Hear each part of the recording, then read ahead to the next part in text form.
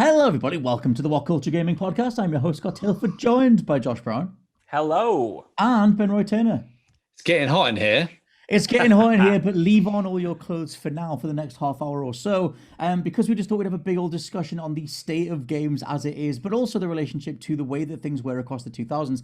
Now, this comes from all three of us looking at the trailer for X Defiant, the new Tom Clancy game. Just you've got to refer to it like that. I don't know if it's not really a full on. No, I'm not showing. I'm not doing it. I'm playing Tom Clancy games right now. These Splinter Cell games, the original trilogy. I'm not calling it a Tom Clancy game straight away. Don't do it again. You did just finish Pandora Tomorrow as well. So how does it feel for you watching the X Defiant trailer? I'm just like, I get there's probably a thing on a chart that goes, if we say Tom Clancy, it will probably make 10 more grand that we can buy some nice socks with. But at the same time, just if you're not going to use it properly, then just get. I mean, I didn't know Tom personally, but he probably would have just thrown up on himself if he had seen what that was. I think it's a hell of a departure. I threw up on myself. Yeah. It's a bit of a weird one, but we kind of just use that. And when me and Josh did the news video on it, the sort of reaction type thing on it, we sort of use that as a jumping off point and just sort of saying like, have games passed us by as slightly older people who have these reference points for the 90s, for the 2000s. Is this just what the hotness looks like now? Is this just what all the teenagers are into, the sort of the hip hop happening people? Is this just what games are going forward? And that sort of wider question of, which has been doing the rounds for a little bit, on whether or not the 2000s were actually a golden age and we're just kind of on the other side of this this peak that we managed to hit, and now we're on the other side of it. So there was a poll doing the rounds last year, which I managed to find again, which is from manyspins.com, where they surveyed 1,700 gamers around the world, and 40% of people said that the 2000s were the golden age of gaming, with 4% saying the 70s. So just couldn't get enough of Pong back in the day. But still going to extend the question out there as a general talking point. Do you guys agree or disagree with that general sentiment that the 2000s were a golden age of gaming? It's such a big question. Both it is. It's kind of the biggest question. You know what I'm going to say? I'm going to cheat. I'm going to go from 2005 to like 2015, like somewhere in the middle there, probably for me. I think that there's a lot of innovation and stuff that I really enjoy from like 2010s, and like how animation just got there. Like I think it's the peak where I'm trying to include the time when The Last of Us came out, and kind of changed my life as a progressing human going into the world of working. But I think it's definitely got merit of being. There's definitely reasons for it coming out being that time, that sort of time. Mass Effect came out then, BioShock, so many other games that I can't list off right now. I think Kane and Lynch came out that time, so you just got to rack up all the big hitters. But I'm going to diverse to Josh, and I want Josh to now whack down this point and say probably Kane and Lynch wasn't that good. Kane and Lynch 2 is definitely not good. Kane and Lynch 1, it's all right. It's fine. It's okay. I got that for my birthday one year. That's the heat talking. That's the scintillating heat talking.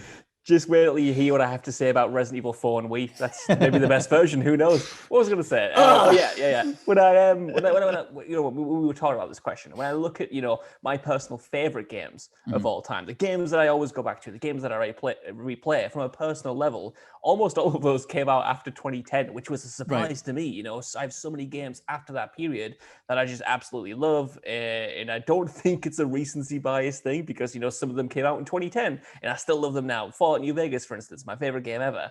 That said, I think towards the end of the 90s and into the early 2000s, I think you just saw this like seismic shift in kind of like what games were, that kind of established what games were going to be for the next decade or so. I feel like it's hard to pinpoint one specific golden age, because video games are so relatively new compared to every other medium that I think we're always constantly innovating. And while we might not be going at the speed that we were when the boom actually first happened, I still think we're going along at a breakneck kind of like pace in a lot of ways, and things are constantly changing, things are constantly upgrading. But I think if you look at sort of the end of the 90s, where you started getting like Metal Gear Solid was ushering in cinematic storytelling, you had Resident Evil popularizing like survival horror, all that stuff, the jump to 3D being solidified. I think there was so much going on in that era. But I honestly don't think you can fault whatever anyone chooses, because there's always so much going on, always so many good games coming out. And I guess that's what we're going to pick apart today. I have an idea. I was just going to jump off Josh's point. I have an idea, like,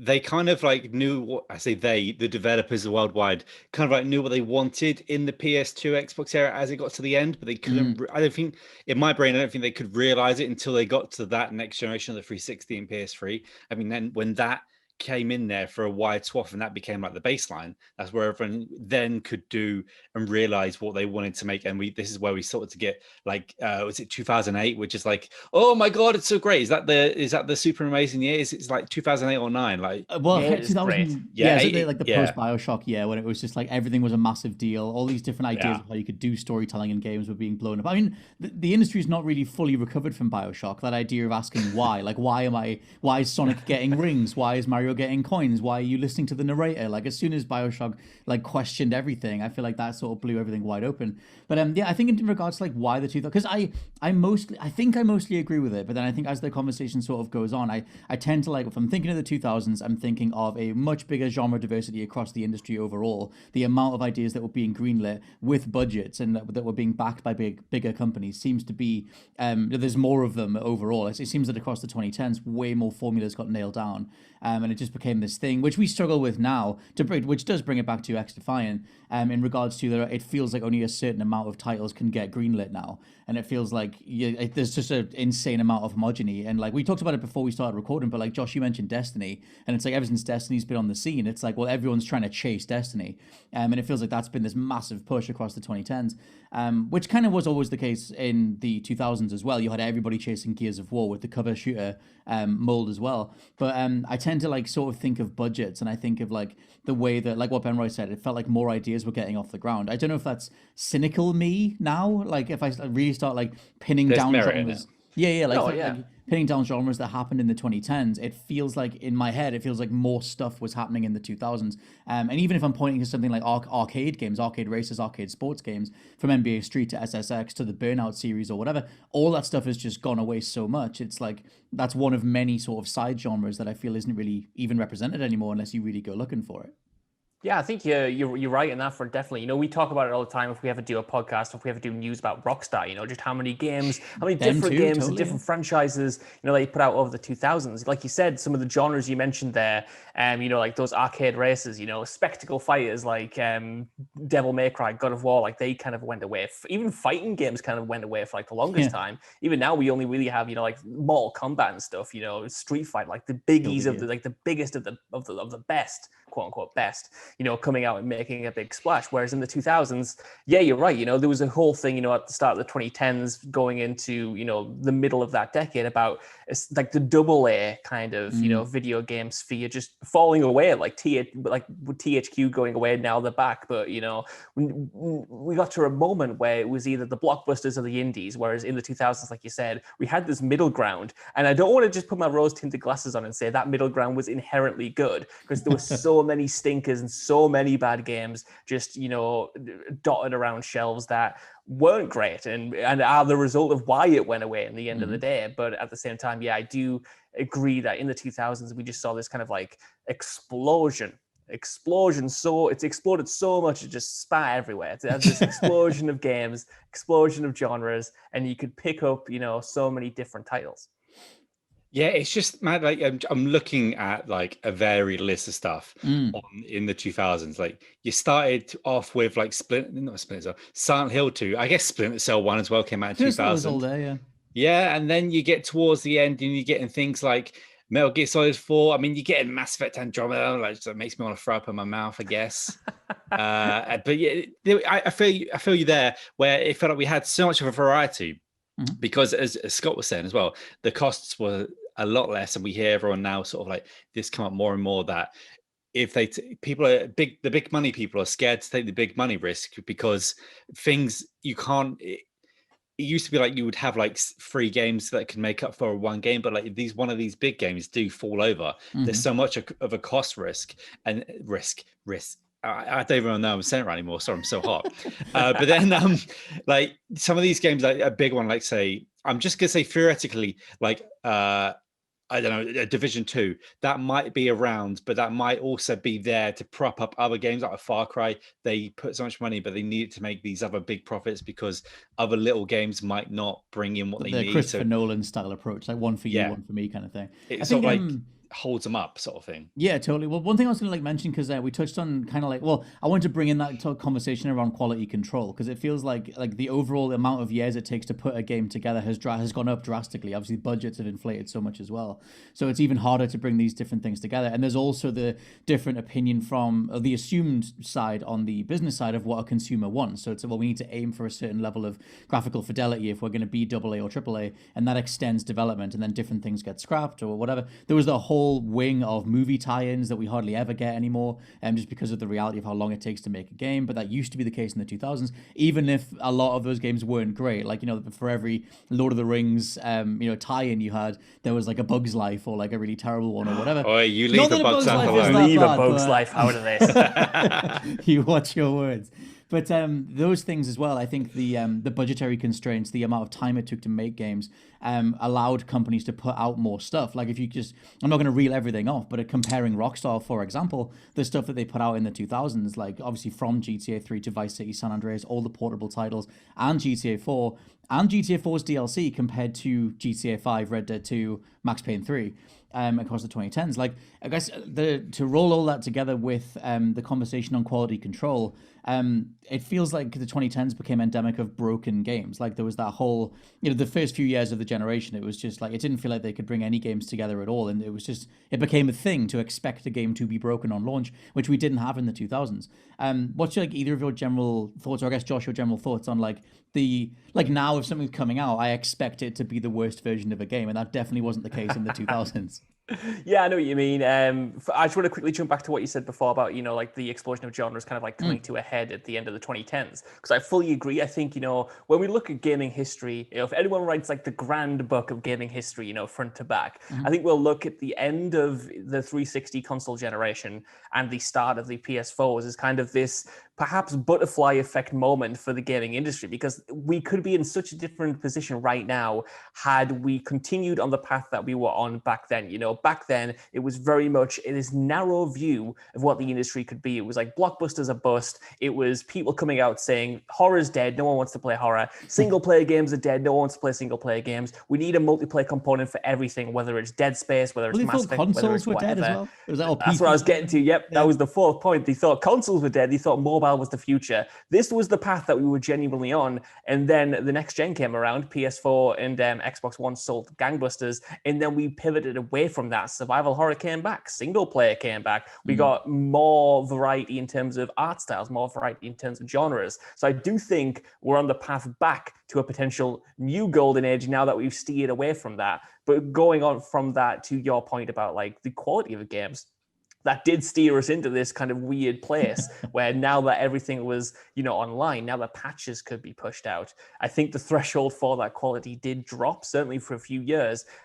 While the video game industry just kind of flexed, what they were able to get away with. I think that's so much of how the game industry operates. It's just them trying to figure out what they can get away with and then, reacting to it, whether that's game quality, whether that's day one patches, whether that's day one DLC, whether that's the season passes, whether that's microtransactions. They've tried all of this stuff.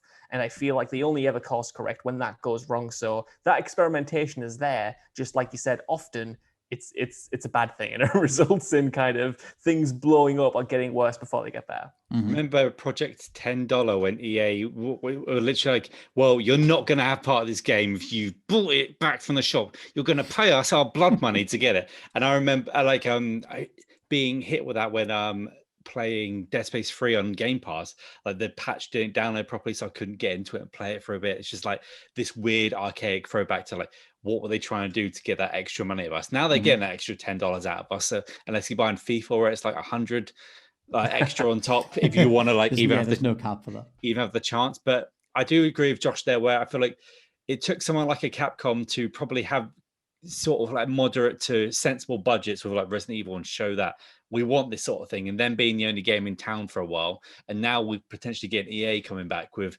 another Dead Space or whatever they're going to reveal to us.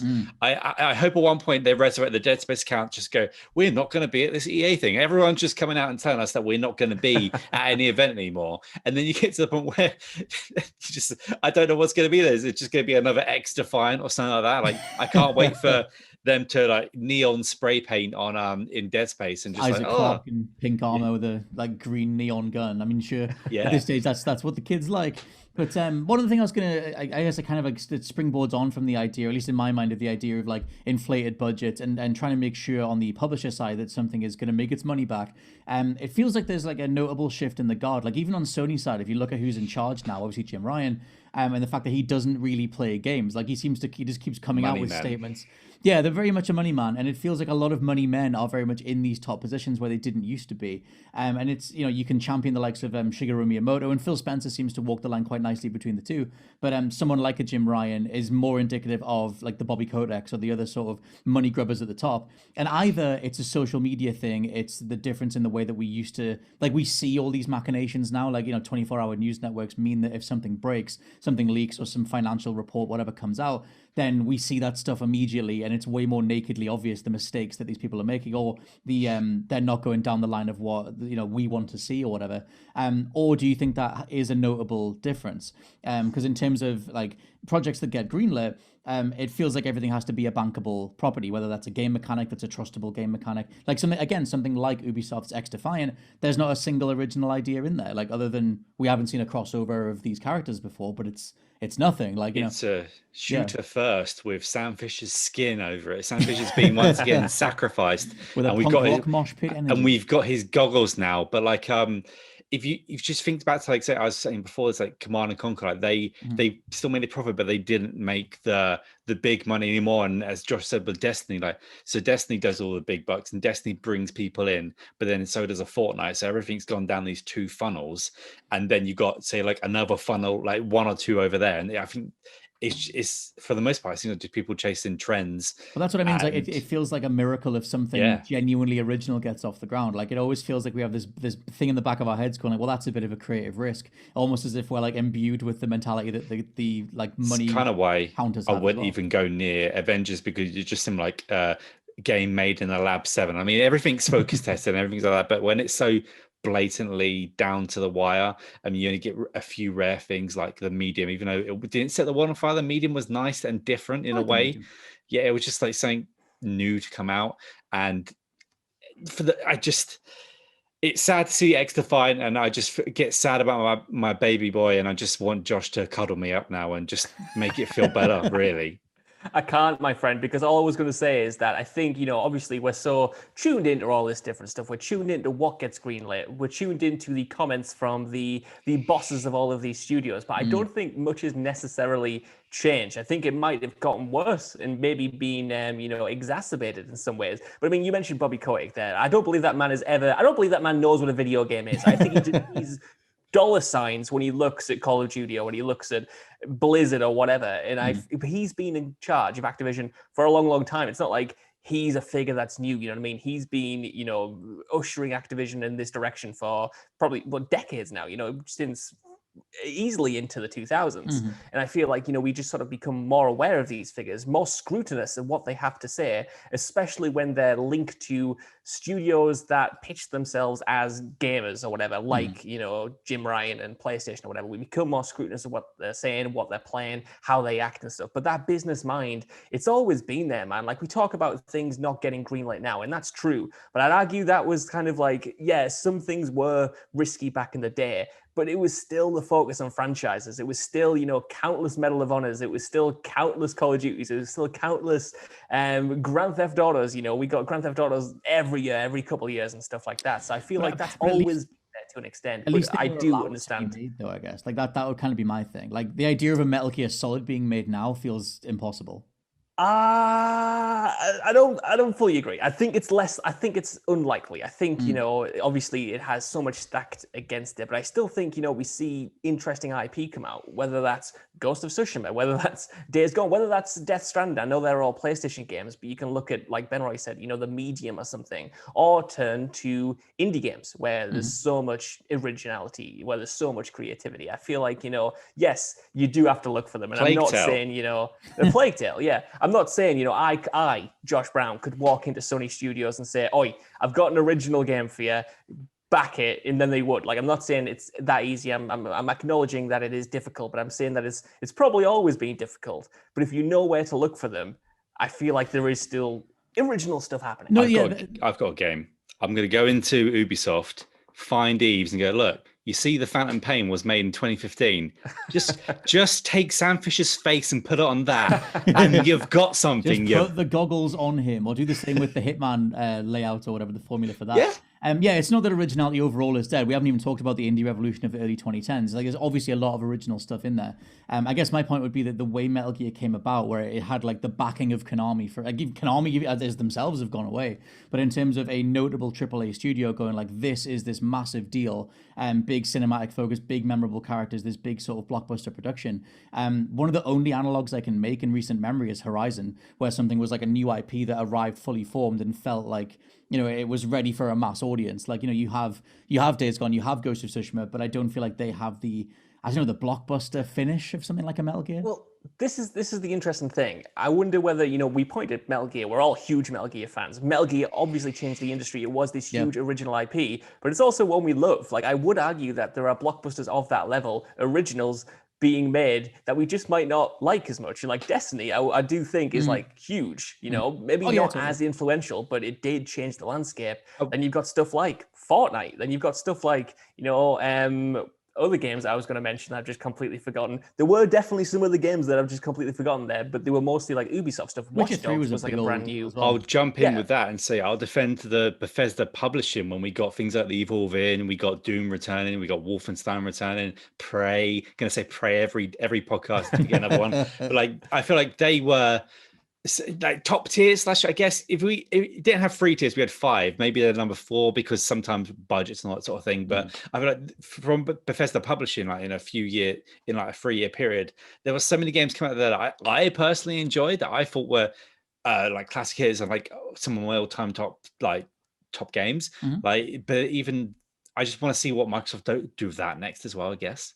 Yeah, one thing that I'm curious about, like, going forward is, like, you know, we've like, there was that whole thing about, you know, 2013, the PS4, the Xbox One launched underpowered. It was that whole sort of conversation around, like, even when they launched, they were behind like sort of an average PC or whatever. There was a whole conversation around that, and it eventually led to the PS4 Pro and the Xbox One X and the S and stuff to try and bridge that gap. And the whole selling point being that, you know, like, we're making these for developers, but in reality, it was just allowing developers to make anything that they were trying to make in 2013. Hence, like, the years in between those two consoles coming out were the most broken amounts of games we've ever seen. And so now that we're at a point where the PS5 and the Series X, or even the Series S, are very much capable systems, and they can hit 60 FPS, and you have this raising of the bar going forward, can we just pick up where we left off at the very big, like, you know, for the first few years of the 2010s?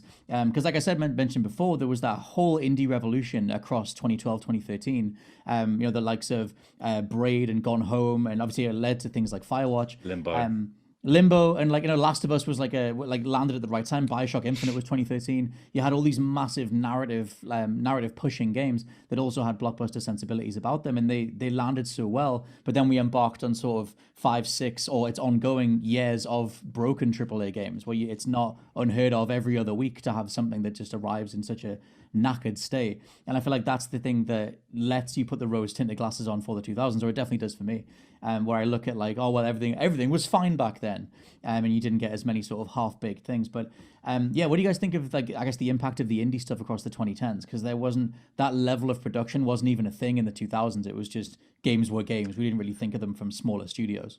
Totally. I think, you know, if we were talking about, you know, I would argue that there's so many, like, innovations over the past, you know, decade, over the past 11 years that have pushed the industry forward, the majority of which I might not like. But the one I do kind of want to shout out is not just like the indie thing, but just how accessible video game development for some people has kind of become. You know, you can get people now embracing the ethos of the 90s where it was a bunch of people together making Doom. You can get that in the indie space, you know, with the likes of Unity or other game engines that people can, you know, use and practice their skills. Free now.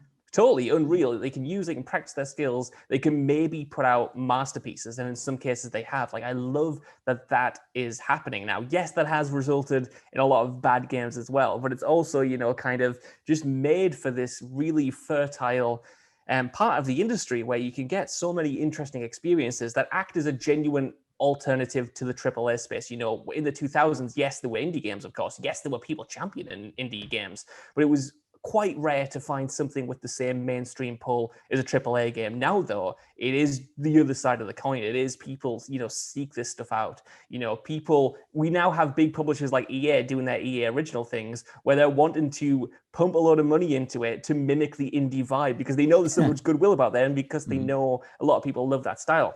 So yeah, I think the indie explosion that continues to this day is just such a net positive for that kind of entire era. And just there have been so many of, no doubt, our favorite games that have kind of come from that. Mm-hmm. Ben, would you agree with the impact of the indie stuff? Yeah, and I can just echo what Josh said. And I remember the indie store on Xbox 360, where you'd get things like I made a game with zombies in it, or you could get a game that vibrates the controller in certain ways for if you want to, practice some stuff. It was a true Tuesday afternoon, he says. Yeah, it was proper, innovative time, I thought, in gaming. Sure but things like Limbo, I'll never forget. Obviously, Super Meat Boy, broke through in a major way, and Fez and stuff like that. Fez had people communicating with each other, writing things down on a bit of paper and trying to figure out what was going on. You got all these massive ones that tell some other stories, but then you got ones that I probably don't even know about and I haven't even touched, and just lurking around there somewhere.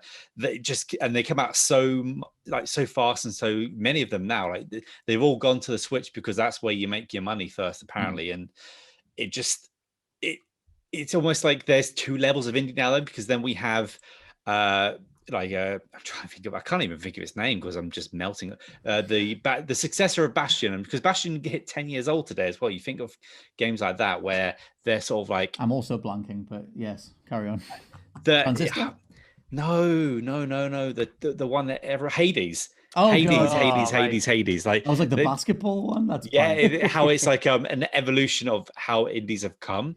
And I'm just going to ramble on more about how I agree with Josh. Indies are great, and thing is, with Hades, that's a really good example of absolutely an indie studio, but that was on top of the Nintendo charts for weeks when it finally launched on Switch, which is really great to see. I feel as well the 2010s, we can refer to the 2000s as this golden age because of the likes of GTA, the likes of Halo, the likes of Metal Gear, but also without the indie revolution in the 2010s, you wouldn't have that maturation period. You wouldn't have the grounding of being able to even do a Last of Us, or Last of Us 2 even, or all the games that get called walking simulators, all these different things that added a whole other dimension to video game storytelling that is, I would say, obviously essential. And I think that does sort of does elevate the 2010s in quite a considerable way. One thing I was going to mention though, because we were on about before, the idea of is it because we're exposed to this stuff that we think that things are quote unquote worse? Because of course the 2000s we weren't as connected on social media and broadband connections and stuff like that. I wonder, this is pure theory territory, but I wonder if now, because there is so much more marketing data available, that it allows the top tier companies to just scour that stuff and focus test everything to death. And something like an X-Defiant is very much the product of that. Where you can, and there's so many titles like that, like an Anthem or whatever. You just look at all those squad shooters where it's no team of developers with money behind them left in a room by themselves are going to come up with something that is such an identical ripoff. But I feel the amount of data that is available only emboldens the number crunchers at the top to go, well, that's not going to work because clearly that works. We should do that. And it leads to things like an X-Defiant. That for me would be a notable, quantifiable difference between the way that we used to interact with data across the 2000s to the 2010s. I agree, but I also would argue again, not against your point, but also just saying that is, I think, an exacerbation of stuff that started in the 2000s. Because, I still think, the internet was still around in the 2000s. Yes, it's not as widespread. Yes, it's not so it's intrinsically tied to the video game production as it is now. But at the same time, marketing's been using focus tested things, using this data for decades and decades, whether it's in video games, whether it's in movies and stuff. And yes, they do have easier access perhaps to that stuff now, but I still think they were ticking those boxes back in the day. Look at how many modern military games that used perks came onto the market after Call of Duty. Look how many people, like you said, with Gears of War, ripped off not only the cover system, but the aesthetic, you know, like gray and brown aesthetic. You look at Mass Effect 3 compared to Mass Effect 2, for instance, and that's Mass Effect 2 compared to Mass Effect 1, sorry. And that's very much being like, okay, well, what's the trend? I love Mass Effect 2, but you can tell that its art style has changed to fit how video games were supposed to look at the time, in the same way that I think movies now have changed their aesthetics to look like the market leader, which in this case is MCU movies. Yep. You know, everything's kind of a bit muted, a bit grey, a bit realistic, quote unquote. So I feel like the data has always been there, is the only thing I'm trying to say. No, totally. Yeah, there's obviously always been some data there. I guess I'm talking about en masse, like algorithmic, the amount of like data that a social media account has on you that fundamentally wasn't there before 2007 or whatever. The way that YouTube has changed, and the way that, like, you know, you can look at a viewer's habits and you can look at someone's habits and gear towards that en masse. But yeah, Ben Roy, what do you think of that potential conversation point around stat tracking, data tracking being the thing that is underlying a lot of makeshift trends in the gaming industry? I think it's different. Like, I think you're both hitting it on the head in a certain way, like where we got like a BioShock 2 and it was just like, do a BioShock 2, don't catch it, do a BioShock 2 sort of thing. And how we get all these games now where it's like, what can we throw up and like put in a bucket and then that comes out and it's X-defying. Sorry, anyone that's worked hard on that. I'm sure it's a great game, but the gameplay does look great. I'm just a random person, random idiot in a hot box, just talking about just crapping on someone's work that they've been working on for like 20 years probably in their life. But I think there's merit to what you're saying, Scott, because obviously these stores have been around forever, and they've probably got like they probably can track where our cursors go in the store at this point, and they've had that for on the website before. You literally can. They've had that since like 360 and PS3. So and Steam have had that since Gabe Newell decided he was become Gabe Newell the White, and now that's how you get the Steam Deck. So it all just comes through to the numbers at the end of the day. And I think you're both right, and I think it's been done different ways. But now I think some of us are a bit more like, is this more of a formula? Because some of the things that come out aren't really our taste. And I'm like obviously able to like divorce those things, but I think all of it's like fascinating. None of this is to draw any conclusions either. We should round out on just gut check answering the question. Like, I guess Josh first. Do you think the 2000s were a golden age in gaming?